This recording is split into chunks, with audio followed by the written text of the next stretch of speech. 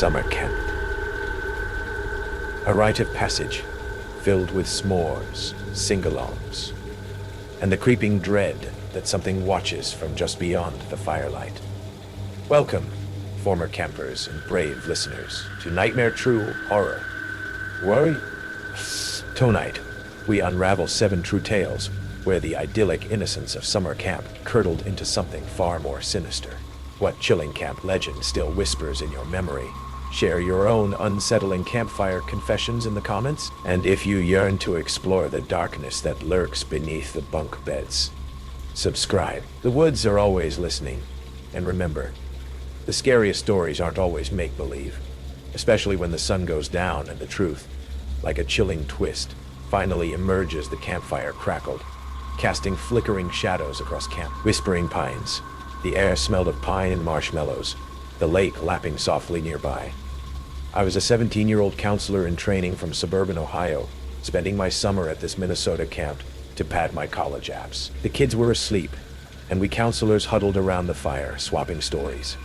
Dave, the head counselor, a lanky 22-year-old with a fishing obsession, warned us about the old boathouse by the lake. Rotting floorboards, he said, tossing a log into the flames. Stay away, or you'll break your neck.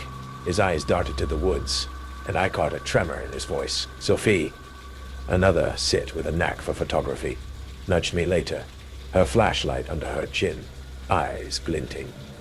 Scared city boy, she teased. It was midnight, the camp silent, except for crickets and the occasional owl. I wasn't scared, just curious. The boathouse was off limits, but kids whispered about it. Strange noises, lights at night. Sophie dared me to check it out, and I couldn't back down. We crept through the woods, pine needles crunching under our sneakers, the lake's dark water reflecting the moon. The boathouse door was warped, stuck, but not locked. I shoved it open, and a sharp smell hit us. Bug spray, mixed with something chemical, like fresh plastic. My flashlight swept the interior, expecting cobwebs and rot. Instead, the floor was clean, swept. 6 sleeping bags lay rolled tight, no dust. A wall was plastered with photos, dozens pinned neatly. Sophie's beam shook as it landed on a familiar face. Jessica Cho, a camper from last summer. Her eyes crossed out in black Sharpie. Another photo, Tyler Nguyen, who'd left camp. Sick 2 weeks in. My stomach twisted. This isn't right, I whispered. A wise nap came from outside, sharp, like a twig breaking. We froze, beams darting to the windows. Nothing but trees, their branches clawing the sky. Sophie found a box under a table, stuffed with maps. Highways marked in red, snaking from Minnesota to places like Yellowstone, Grand Canyon. Sticky notes clung to them. Family of 4, Audi Casavan, 714. Honeymooners, Prius, 721. One had my town's name, dated next week. My mouth went dry. Sophie grabbed my arm, her nails digging in. We needed to go. Footsteps crunched outside, heavy, deliberate. I killed my light, pulling Sophie behind a crate. The door creaked, and Dave's silhouette filled the frame, his flashlight sweeping the room. You weren't supposed to be here, he muttered, voice low, not angry, scared. His beam grazed the crate, inches from us. Go, now. We bolted, pine needles stinging our faces, the boathouse chemical stench clinging to our clothes. Back at the cabins, my heart pounded, Sophie's eyes wide. What was that? She hissed. I didn't know, but Dave's fear wasn't about floorboards. At breakfast, we told Jake, a cocky counselor who loved hiking. He laughed, syrup dripping from his pancakes. Dave's covering for Henson. Dude's been here forever, probably just a hoarder. Mr. Henson, the groundskeeper, was in his 60s, limping when he thought no one watched, always humming, his smile too wide. He'd been at the camp since his dad ran it, a fixture, always tinkering by the lake. I'd seen him watching campers, his eyes lingering too long. Sophie shook her head. Those photos weren't junk, Jay. That night, headlights sliced through the woods, a minivan pulling up to the boathouse. Henson greeted the driver, his voice syrupy. Lost, let me help. A toddler's laugh echoed, then stopped. Sophie and I exchanged glances, dread pooling in my gut. Jake, skeptical but curious, suggested we investigate. We took his canoe, paddling silently across the lake, the water black and still. Through the boathouse cracked planks, we saw Henson humming, "This land is your land," arranging sleeping bags. The family, mom, dad, toddler, lay on them, eyes closed, too still. Polaroids developed in trays nearby, their faces fresh, eyes soon to be eased out.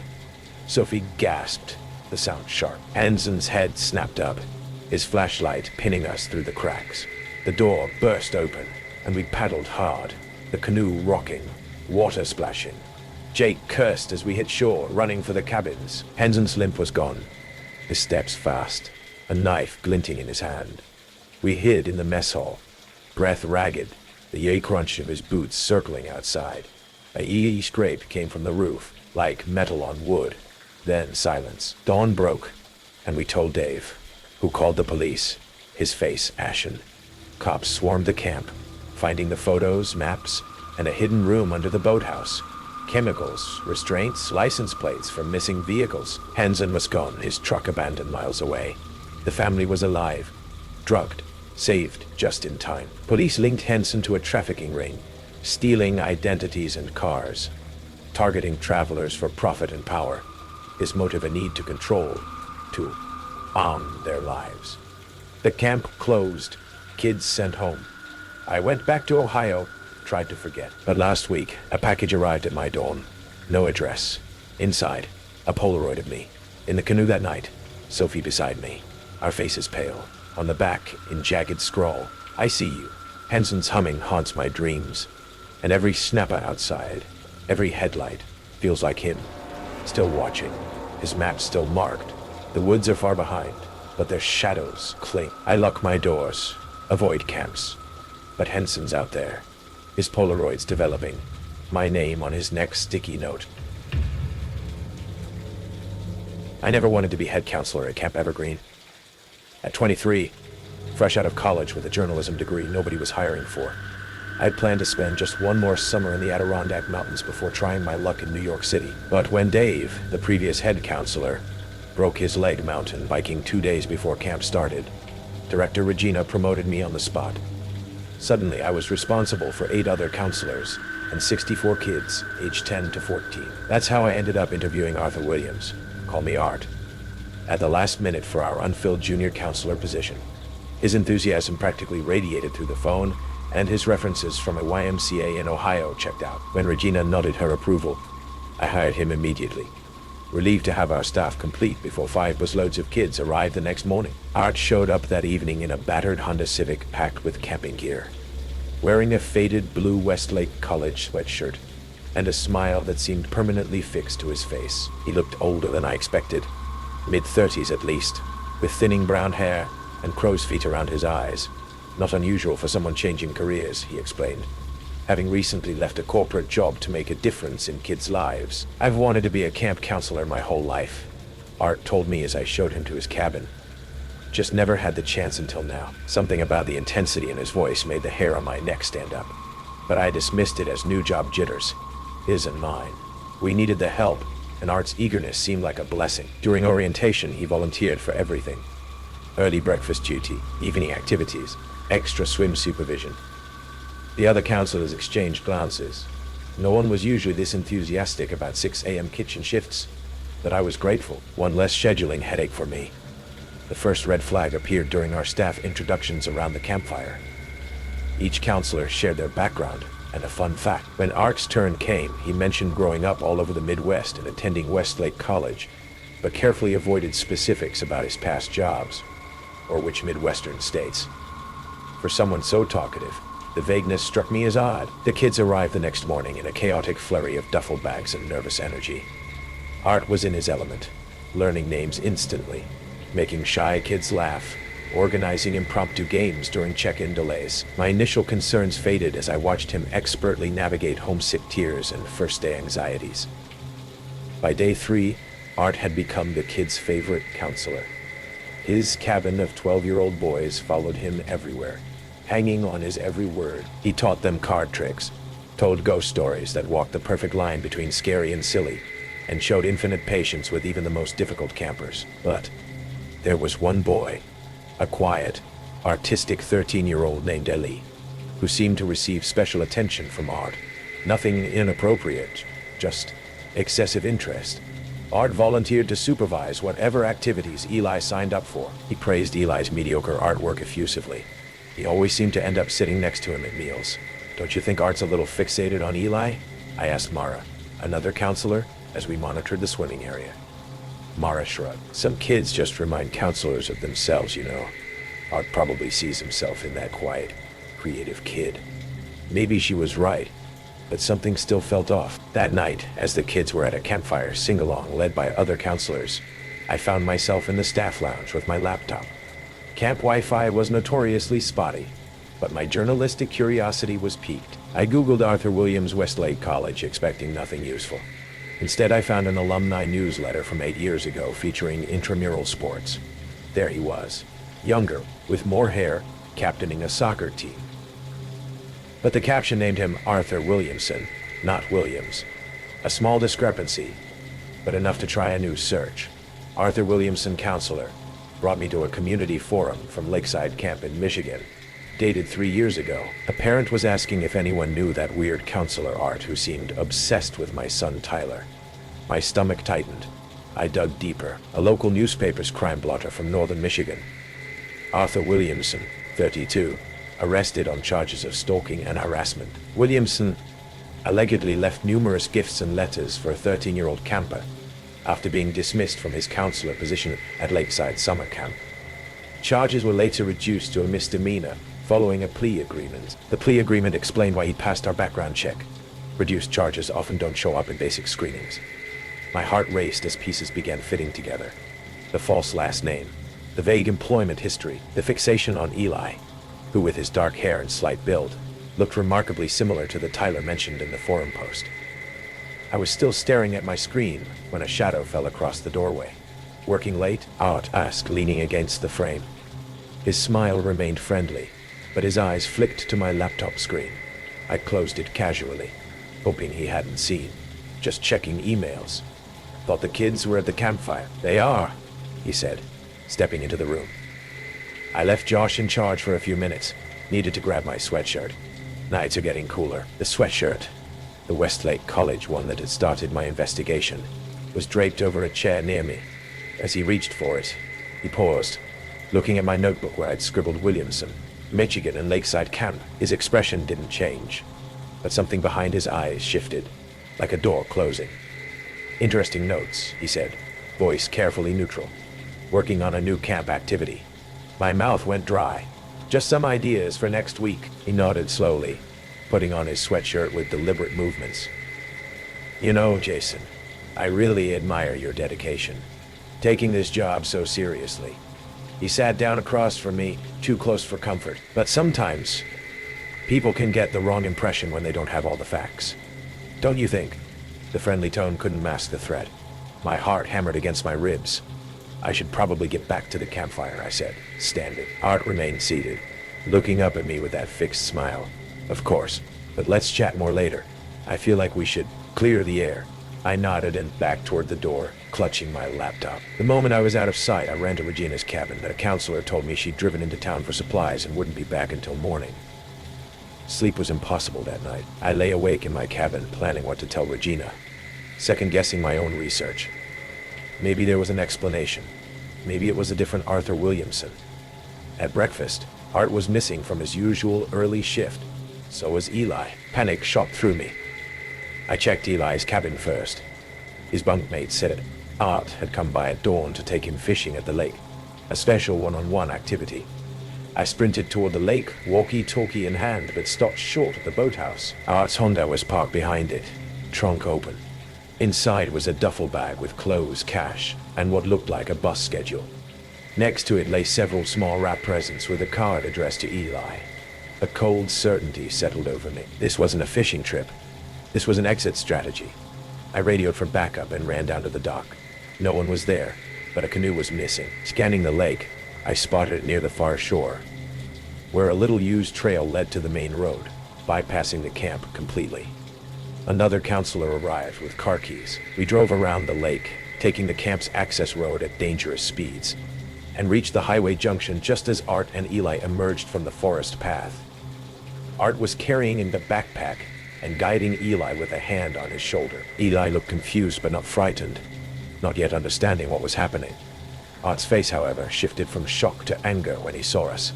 "Get in the car, Eli," I called, keeping my voice steady. "Now, we're just finishing our nature walk," Art said evenly, tightening his grip on Eli's shoulder. "Aren't we, buddy?" Eli looked between us, sensing the tension. "I thought we were going fishing." "Change of plans," I said, stepping closer. "Your group is waiting for you. Arts and crafts this morning, remember?" Art's friendly mask slipped for just a moment, a flash of something cold and calculating that made my blood freeze. Then he laughed, releasing Eli's shoulder. "Looks like I got the schedule mixed up." "Silly me. Go ahead, Eli." To my immense relief, Eli walked toward us. The moment he was safely in the car, Art's demeanor changed completely. "You don't understand what you're doing," he hissed, all pretense gone. "We have a connection. He needs someone who appreciates him. His parents don't understand him like I do." The raw obsession in his voice chilled me more than any threat could have. This wasn't just a predator. This was someone who had convinced himself he was a savior. "The police are on their way, Art. Or should I say, Arthur Williamson." His eyes widened briefly before narrowing. "You'll regret interfering," he said quietly. Then he turned and ran back into the forest.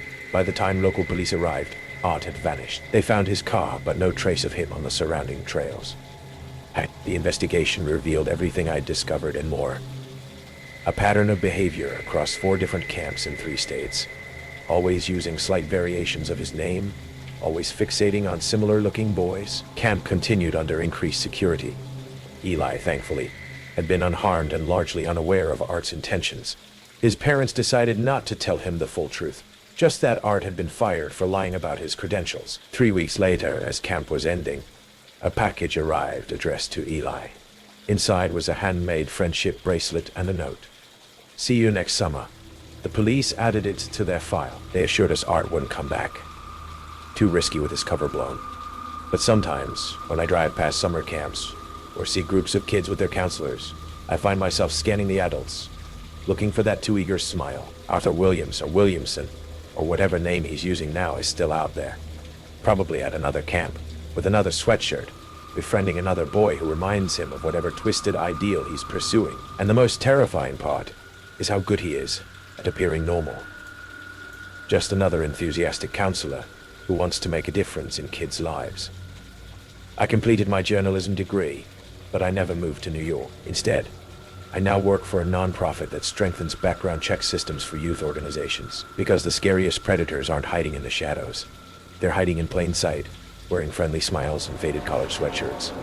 Just a little too eager to please. And sometimes, when camp season approaches, I still receive an anonymous postcard with 2 words.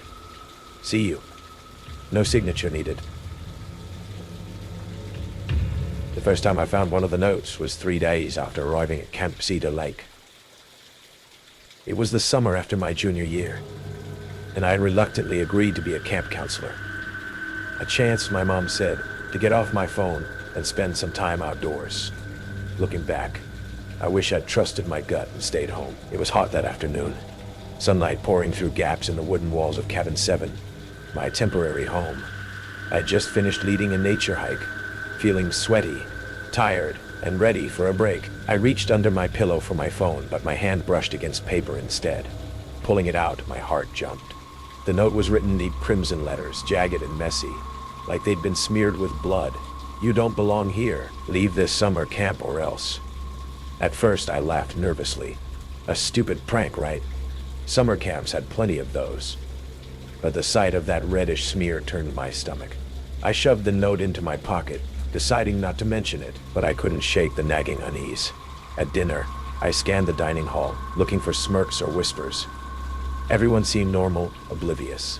Still, I found myself studying faces. Fellow counselors, campers, even staff. Nobody stood out as suspicious. 2 days later, I found another note. This time, folded neatly inside my sleeping bag. "Didn't you get my message? Leave now." The letters had become sharper, angrier. The paper smelled faintly metallic, and I gagged. instantly convinced it was real blood. Shaking, I brought it to Greg, the head counselor. He glanced at it quickly, chuckling. "Relax, Alex. It's summer camp. These kids love pranks." His dismissive tone made my anxiety spike. Maybe he was right, but the notes felt different, too personal, too threatening. Sleep grew harder. Each night, creaks and rustles outside kept me awake, jumping at every shadow. The peaceful woods now felt oppressive, filled with hidden eyes. Then, the notes changed again. One evening after showering, I returned to my bunk to find a third note taped inside my locker. My pulse thudded painfully. "Alex, you should have listened. You sleep like you're already dead." How did they know my name? Panic surged through me. This was more than a prank. It felt deeply personal. The campfire stories we told about escaped killers and strange locals now seemed terrifyingly plausible. I confided again in Greg, voice shaking, but he rolled his eyes. "It's just a joke. Don't take it seriously." Feeling utterly alone, I began carrying a flashlight everywhere, barely sleeping, jumping at every twig, snapping in the woods around the cabin. My nerves were frayed, paranoia growing. Then one night, everything spiraled. I woke around 2 a.m., pulse racing. Sure, I'd heard footsteps inside the cabin. Heart hammering, I sat up slowly, eyes adjusting to the dark. Near my bed, something shifted quietly. A figure, silhouetted by moonlight, filtering through the window. My breath stopped. It moved silently toward my bunk, a shadow blending with shadows. Desperately, I tried to scream, but only managed a strangled whisper. "Who's there?"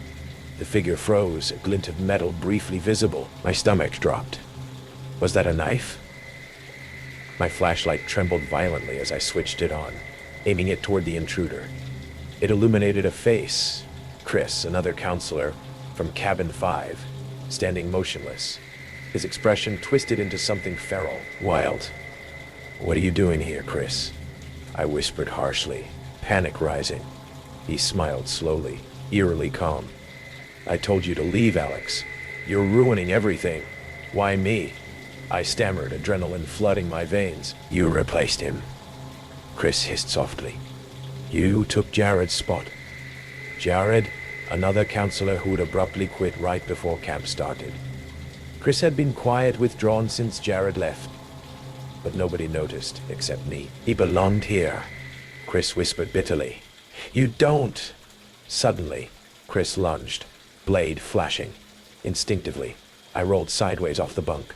The knife slashed through bedding, feathers spilling into the air. Scrambling backward, I shouted desperately, hearing footsteps outside. Someone had heard the commotion. The cabin door flew open.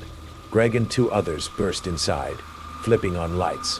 Chris froze, eyes darting wildly, breathing ragged. Greg tackled Chris, wrestling the knife away. Police arrived soon after, leading Chris away quietly. His blank stare locked onto mine until he disappeared into a patrol car. In the aftermath, I learned more. Jared hadn't quit. He vanished after an argument with Chris. Police eventually discovered his body buried shallowly in the woods near camp. Chris had snapped, determined to scare me away, or worse, blaming me irrationally for Jared's absence. I quit the camp immediately, haunted by what might have happened if I hadn't woken that night.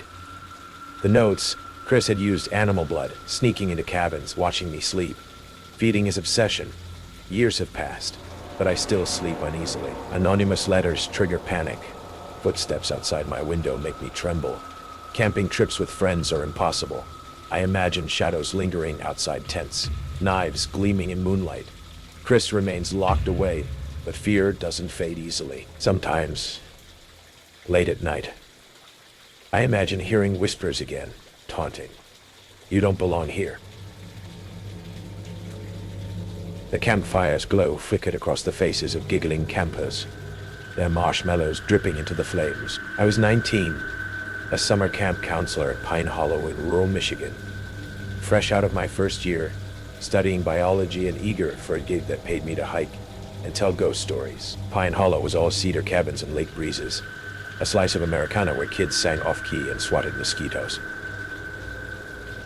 Our camp director, Mr. Larson, was a soft-spoken guy in his 50s, always in khakis, with a smile that didn't quite reach his eyes. He seemed harmless, like a dad who coached Little League. But his locked office in the main lodge bugged me. Paperwork, he'd say, waving us off. No one goes in. Last night, though, I saw light seeping under that door and heard his voice, low and sharp, snarling about the shipment and keeping the kids quiet for tomorrow's special night hike. I crouched by the lodge back window, my breath fogging the glass, heart thumping like a drum. The air was thick with pine and damp earth, crickets chirping too loud. Larson's voice cut through. No mistakes this time. They can't know. My knees wobbled. I'd only gone to grab extra flashlights from the supply closet, not to eavesdrop. Now, my mind raced. Shipments, kids. I told myself it was nothing. Maybe camp supplies, but my gut screamed trouble. I slipped back to my cabin, the gravel path crunching under my sneakers. Every shadow a threat. Morning hit with a muggy haze. I poured cereal for the kids, their chatter a dull roar, but my eyes kept drifting to Larson. He stood by the flagpole, clipboard in hand, smiling like always, but his fingers gripped the pen too tight. My co-counselor, Ellie, a 20-year-old art major who loved sketching the lake, noticed my frown. I whispered about the office, the call. Her pencil stopped mid-duddle. That's weird, Matt. He's always so nice. Her voice wavered, and we agreed to keep watch. At lunch, Larson announced the night hike, his voice smooth as syrup. A special adventure, he called it, eyes scanning us counselors. My stomach knotted. The kids cheered, but I caught Larson staring at me, his smile gone, just for a second. I faked a grin, my palms sweaty. Reason told me I was paranoid. Larson was probably just stressed about budgets or food deliveries. But intuition, that primal itch, whispered danger. Dusk fell, the lake reflecting a blood-orange sunset. I led my group of 10-year-olds through chores, but my mind was on the lodge. During free time, I snuck to the office door, its brass lock glinting under my flashlight. A faint ink scrape came from inside, like paper sliding. I had pressed my ear to the wood. Muffled voices, not Larson's, low and urgent. My pulse spiked. I jiggled the knob, locked tight, and a githage answered, heavy, like something dropped. I bolted, pine needles stinging my shins. The woods suddenly too dark, too quiet. I told Ellie, her sketchbook forgotten. She bit her lip, eyes wide. We need to see inside, Matt. Tonight. Tonight! We waited till the kids were at the campfire. Larson busy with his megaphone pep talk. The lodge was empty, the office door still locked. Ellie found a paperclip, and I fumbled with it, my hands slick, until the lock clicked. The air inside was stale, thick with dust and something chemical, like gasoline. My beam hit a desk cluttered with maps, highways marked in red, circling towns, dates scrawled. 720, family, SUV, 725, couple Camry. A metal box sat open, stuffed with driver's licenses, at least a dozen faces, staring blankly. A white creak echoed from the hall. Ellie gasped, her flashlight shaking. We ducked behind the desk, the floor cold against my knees. Footsteps, slow and heavy, paused outside. Larson's voice, soft but sharp. Check the lodge. They're poking around. My heart hammered. Another voice, gruff, replied. Kids are ready. Let's move. The steps faded, but the chemical smell grew, seeping from a trapdoor under the rug. I lifted it, the hinges squealing, revealing a ladder to a cellar. Ellie grabbed my arm, shaking her head, but I climbed down, driven by a need to know. The cellar was damp, walls slick with mold. My light caught crates, license plates, car keys, a child's backpack, its straps frayed, a radio crackled, spitting static and a man's voice. Shipment set for midnight. My throat tightened. This wasn't camp supplies. A yeast-scrape came from above, the trapdoor creaking shut. I scrambled up, pounding, but it held fast. Ellie's muffled scream cut through, then silence. My flashlight flickered, the cellar closing in, the air heavy with that gasoline reek.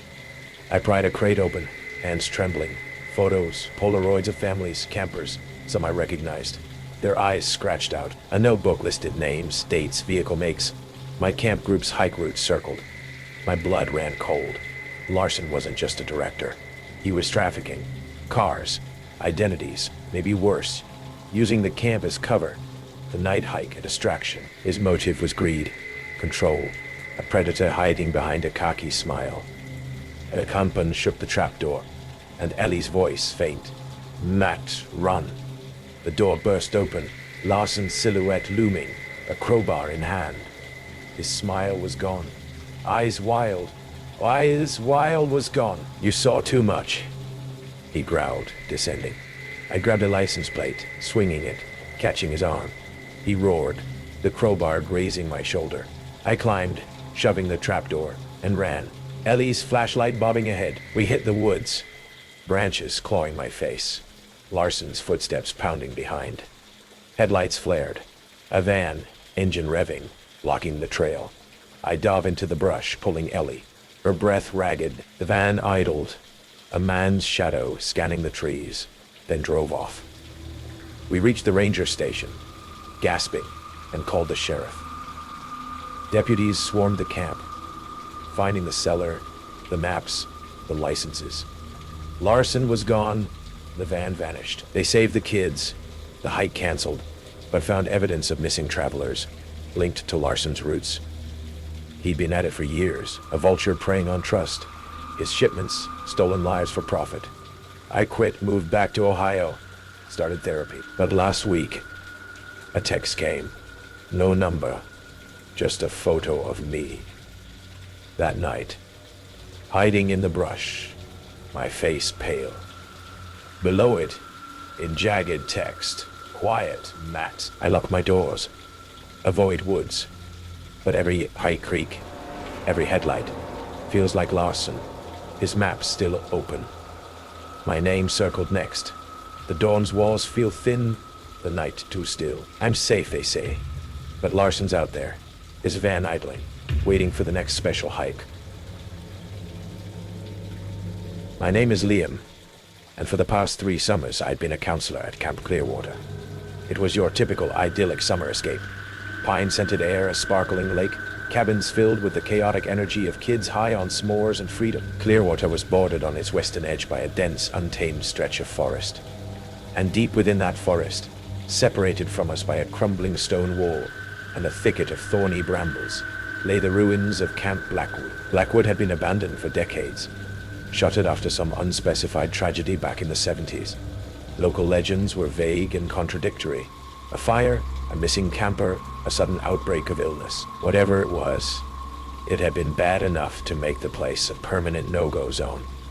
The older counselors whispered stories about it around the campfire, mostly to spook the rookies like me, but even they never ventured near it. The derelict cabins, the overgrown mess hall, the silent, empty flagpole. They were just a creepy backdrop to our own summer fun. Until this year. It started subtly, a faint sound, carried on the night breeze, when the wind was just right, drifting over from the Blackwood side. At first, I dismissed it as crickets, or the rustling of leaves. But then, other counselors started mentioning it too. Whispers, too faint to make out words, but distinctly human. And sometimes mixed with the whispers what sounded like crying, soft, muffled, like children trying to stifle their sobs. It's just the wind through the old buildings, Mark, the head counselor would say, a little too quickly, his eyes not quite meeting ours. Sound plays tricks out here. But his forced casualness didn't fool anyone. The air around Camp Clearwater felt different this summer, heavier, charged with an unspoken anxiety. The kids started noticing too. Young Sarah, from Cabin 3, swore she saw shadow children playing near the old stone wall at dusk. Little Timmy from Cabin 5 kept asking why the kids at the other camp sounded so sad at night. We'd distract them, reassure them, but their innocent observation sent a chill down our spines. One particularly still night, the whispers were clearer. They weren't just random sounds. They seemed to have a cadence, almost like a mournful, repetitive chant. And the crying, it was heartbreaking. It tugged at something deep inside me, against my better judgment, fueled by a mixture of unease and a strange sort of protective instinct. I decided I had to get a closer look. Mark had strictly forbidden anyone from crossing the stone wall. It's unsafe, private property, end of discussion. But the sounds were becoming unbearable, fraying everyone's nerves. I waited until well after midnight, when the camp was asleep, then grabbed a heavy-duty flashlight and slipped out of my cabin. The forest between Clearwater and Blackwood was darker, denser than I'd imagined. The air grew cold, damp. The stone wall, when I reached it, was crumbling in places, easy enough to climb. As I dropped down on the other side, onto the leaf-strewn ground of Camp Blackwood, the silence was absolute. The whispers, the crying, I'd stopped, as if my presence had muted them. The beam of my flashlight cut through the oppressive darkness, illuminating skeletal cabins, their windows like vacant eyes. The mess hall stood like a hollowed-out carcass, its roof caved in. A single swing on a rusted chain swayed gently in a breeze I couldn't feel. The sense of desolation was profound. And then I smelled it, a faint, metallic odor, like old pennies or stale blood, mixed with the scent of damp earth and decay. I moved towards one of the more intact-looking cabins, its door hanging crookedly on one hinge. The whispers started again, closer now, seeming to emanate from within the cabin itself. So soft, I had to hold my breath to hear them. Lost. So cold. Helpless. And then, a child's distinct sob. So clear, so full of anguish. It felt like a punch to the gut. My hand trembled as I pushed the cabin door open. The flashlight beam swept across a scene of utter dereliction. Overturned cots, moldering blankets, a child's single, mud-caked sneaker lying in a corner, and on the far wall, scrawled in what looked like dried mud, or perhaps something darker, were crude, childlike drawings, stick figures, lots of them, and one larger, menacing figure with no face, its arms outstretched. Suddenly, a floorboard creaked behind me. I whirled around, my heart leaping into my throat. Standing in the doorway, silhouetted against the faint moonlight, was a figure. Not a child. An adult, tall, gaunt, dressed in dark, ragged clothing that seemed to blend into the shadows. Their face was obscured by the darkness, but I could feel their eyes on me, cold and intense. "You shouldn't be here," a voice rasped, dry and brittle as autumn leaves. It wasn't threatening, not exactly, but it carried an undeniable weight of sorrow and warning. "They don't like visitors." Who? Who doesn't like visitors? I managed, my voice barely a whisper. "The children? Are they trapped here?" The figure took a step closer. I could see their face now, an old man, his skin like weathered parchment, his eyes hollow, haunted. Trapped? Yes, but not in the way you think. He gestured vaguely towards the woods. The tragedy. It wasn't an accident. It wasn't a fire. He told me a story then, his voice a low, mournful drone, a story far darker than any campfire tale, about the original camp director, a man named Alistair Blackwood, who ran the camp less like a summer haven and more like a private fiefdom, about children from troubled backgrounds, problem kids sent to Blackwood in the hopes of being reformed, children no one would miss too quickly, about neglect turning into something more sinister, about the whispers not being ghostly echoes, but something far more tangible, more horrifying. He didn't want them to leave. The old man whispered, his gaze distant. He said they were his collection. When the authorities started asking questions after a few too many runaways, he silenced them, all of them. He pointed a trembling finger towards a low, sunken area behind the mess hall, an area I hadn't noticed before, overgrown with weeds. He buried them there, so they'd always be his campers. The metallic smell, the disturbed earth had seen hints of, the crying. It wasn't supernatural. It was the echo of a monstrous crime, a truth buried for decades. But then, who was this old man? A survivor? A witness? And the whispers now? I asked, my throat tight. Sometimes the old man said, his eyes glinting strangely, the forest remembers. Sometimes people come looking. People like you. Curious. Concerned. He took another step. Blackwood had helpers. People who believed in his methods. People who kept his secrets. A twig snapped outside. Another figure appeared in the doorway. Younger. Stronger. holding something that glinted dully in the faint light, a shovel. The old man's demeanor shifted, a subtle hardening of his haunted eyes. "The camp still needs to be protected," he said, his voice losing its mournful tone, taking on a chilling resolve. "Its secrets, its legacy." The realization hit me with the force of a physical blow. This wasn't just a caretaker of sorrow. This was a continuation. The tragedy hadn't ended. It had just gone dormant. The whispers, the crying I'd heard, were they a lure? A way to draw in the curious, the compassionate, like me? I didn't wait to find out. I bolted, shoving past the figure with the shovel, out into the oppressive darkness of Blackwood's woods. I heard shouts behind me, the sounds of pursuit. I ran blindly, crashing through undergrowth, the old man's final words echoing in my ears. "You can't leave Blackwood. No one ever really leaves Blackwood." I made it back over the stone wall, back to the relative sanity of Camp Clearwater. Scratched, terrified, babbling my story to a horrified Mark. The police were called. They searched Camp Blackwood. They found the sunken ground behind the mess hall. They found what lay beneath. Decades of sorrow, finally unearthed. The old man, whose name was Silas, had been one of Blackwood's original helpers, a groundskeeper who had stayed on, a twisted guardian of the camp's horrific legacy, occasionally recruiting others to his cause from the desperate and the lost who drifted into the area. The whispers.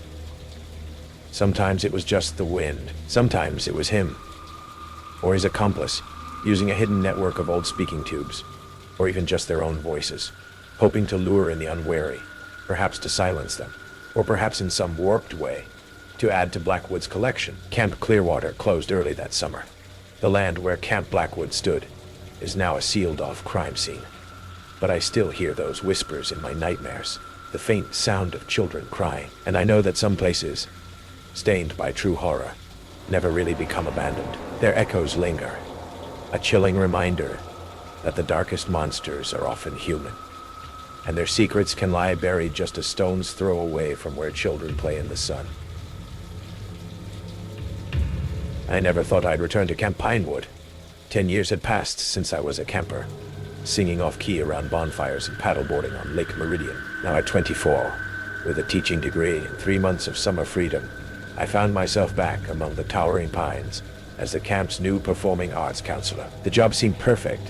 Organize the annual talent show, teach basic drama classes, and help kids build confidence through performance. Director Meredith had practically begged me to take the position after the previous counselor quit, unexpectedly 2 weeks before camp started. "We need someone with your background, Ellie," she'd said. "Someone who understands the Pinewood tradition." The tradition she referred to was the legendary end of summer talent show, a production so elaborate it had become the camp's signature event. Parents drove hours to attend. Local newspapers covered it, and campers spent all summer preparing. The pressure was immense but exciting. I remembered how it felt to stand on that rustic stage, bathed in spotlights, feeling like a star for 3 magical minutes.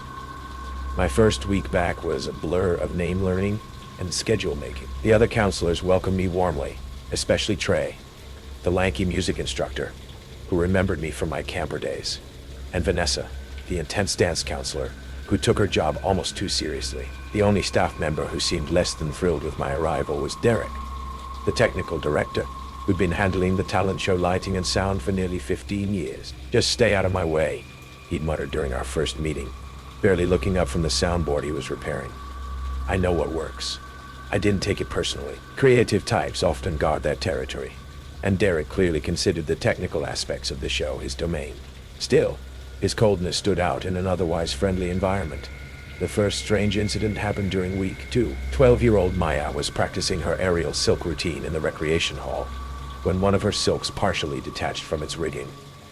She fell only 4 feet before the safety mat caught her, but the fear in her eyes haunted me. I examined the rigging myself and found that a carabiner had been improperly secured. Strange, since Derek had personally installed the equipment just days earlier. "Equipment failure," Derek said dismissively when I confronted him. "Happens all the time. Kid's fine, right?" 3 days later, the backing track for 14-year-old Zach's rap performance mysteriously corrupted, replaced with jarring static that blasted through the speakers during rehearsal. The week after that, Someone replaced the rosin for Emma's pointers with what appeared to be dish soap, nearly causing her to slip during a difficult turn. Each incident seemed like it could be explained away. Technical glitches, careless mistakes, perhaps even pranks among competitive campers. But together, they formed a pattern I couldn't ignore, especially since they only affected our most talented performers. Director Meredith listened to my concerns, but seemed reluctant to take action. We're always dealing with equipment issues, Ellie. It's an old camp with limited resources. I might have let it go if not for what happened next. While cleaning the recreation hall after a particularly chaotic rehearsal, I found a crumpled page torn from a notebook under one of the folding chairs. Thinking it was a camper's lost notes, I smoothed it out to identify the owner. What I saw made my blood run cold. It wasn't notes, it was a list. Maya, Zidix, loosen rigging slightly, watch her fall. Zach, rap, corrupt audio file replaced with feedback Emma. Ballet, swap rosin for soap Lily. Violin, loosen bow hair before solo Jason Magic. Replace flash powder with something stronger finale. Special surprise for everyone. The handwriting was small and precise, almost architectural in its neatness. The first 3 items had been checked off. The remaining 3, including the ominous special surprise, were still pending. My hands shook as I folded the paper and slipped it into my pocket. This wasn't random bad luck or camper pranks. Someone was systematically sabotaging our performers, escalating from disruption to potential injury.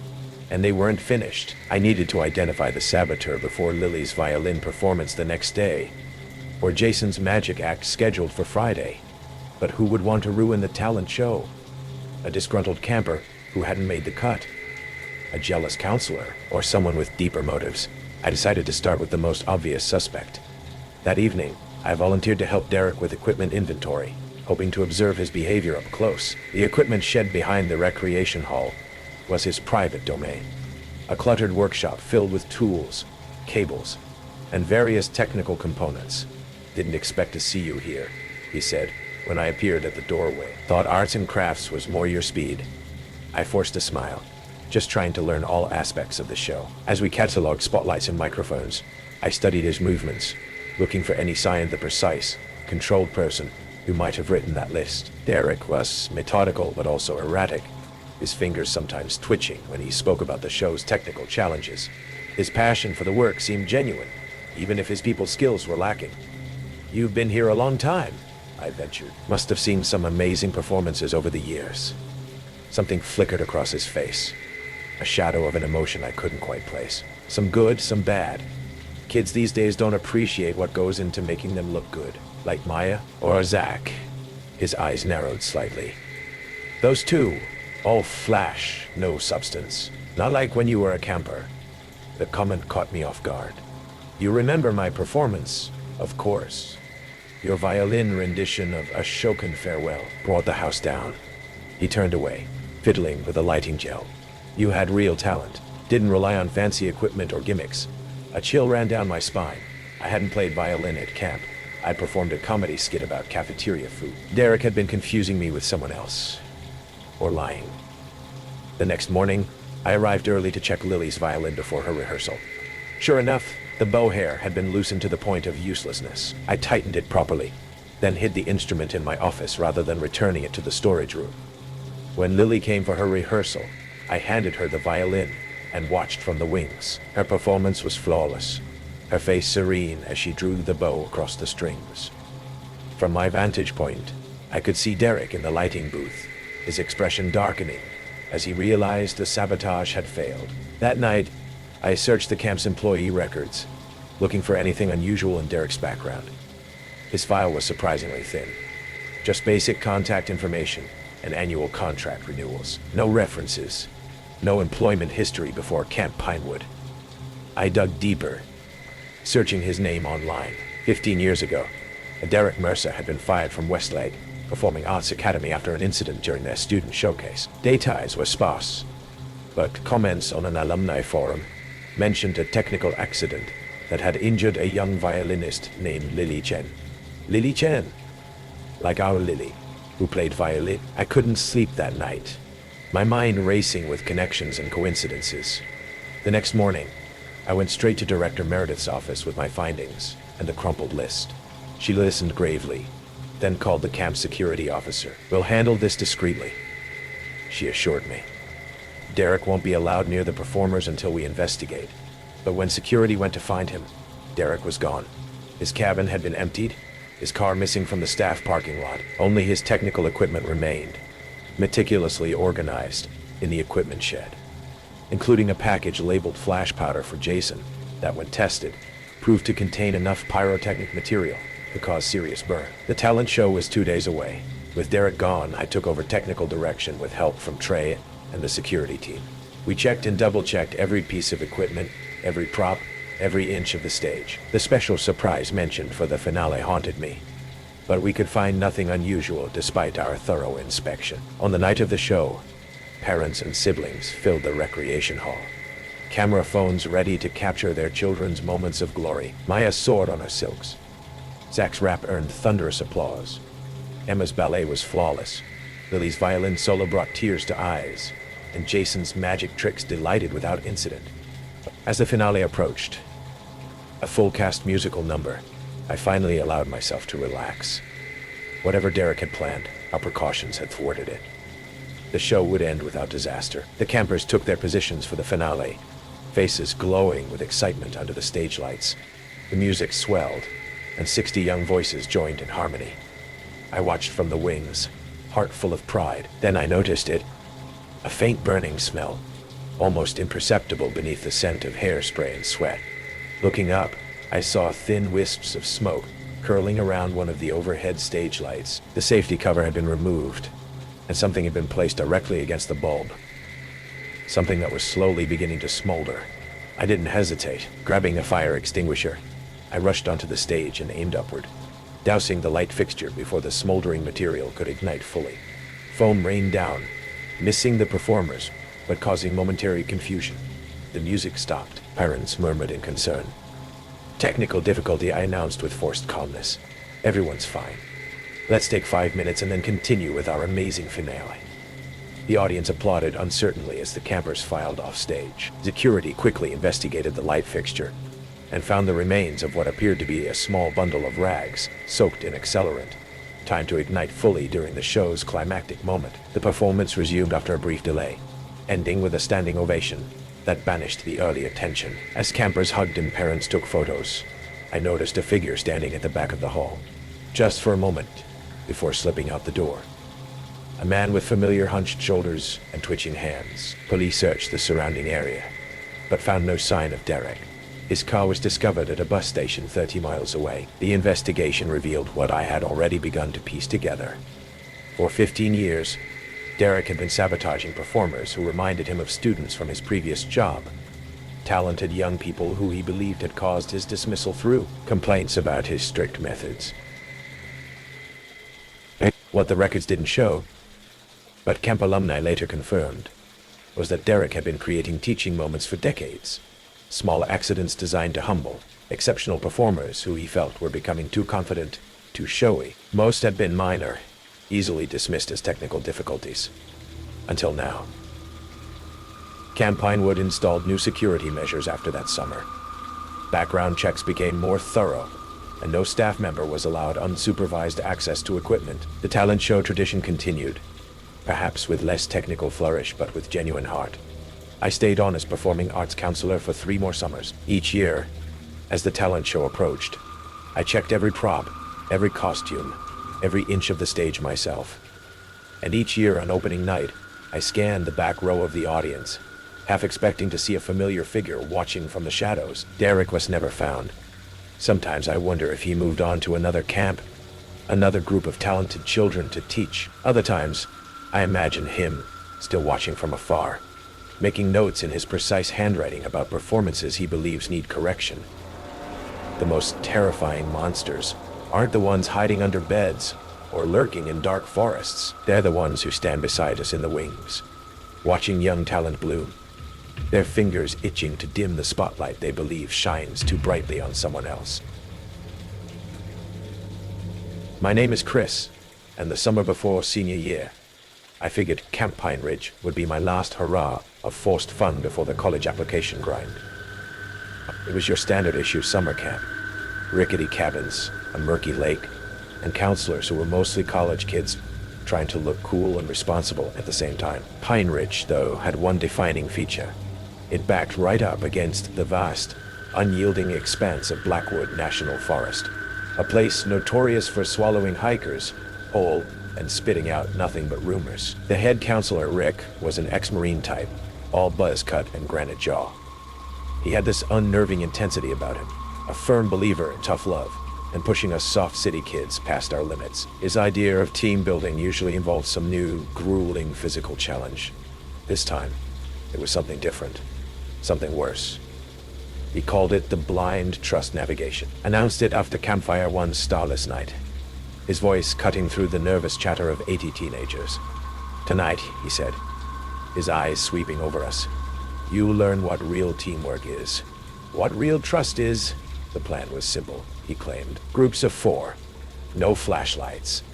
Navigate a 2-mile course through the Blackwood forest, using only a compass and the North Star, back to the main lodge. "Fear is a choice," he boomed. "Tonight you choose courage."